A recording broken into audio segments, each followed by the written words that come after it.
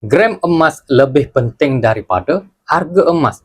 Ramai di kalangan kita tunggu harga emas turun baru ingin beli. Tetapi tahu ataupun tidak, itu adalah satu kesilapan yang paling biasa. Sebenarnya tuan-tuan, harga emas boleh berubah setiap hari.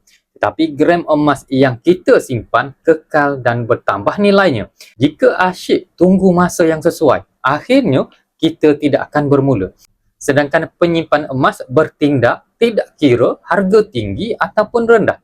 Tambah sedikit setiap bulan tuan-tuan. 1 gram pun sudah mencukupi. Dalam beberapa tahun tuan-tuan, gram yang kecil menjadi harta yang besar. Tuan-tuan, yang penting bukan bila kita beli, tetapi berapa gram kita yang ada bila harga telah pun meningkat. Mulakan simpanan emas serendah RM100 dan ke atas melalui akaun Gap Public Gold. Tuan-tuan, kumpul sedikit-sedikit, lama-lama ianya menjadi harta yang sebenar. Tuan-tuan, mulakan tabungan, hubungi saya untuk bimbingan, like dan follow video ni untuk info emas yang seterusnya. Assalamualaikum.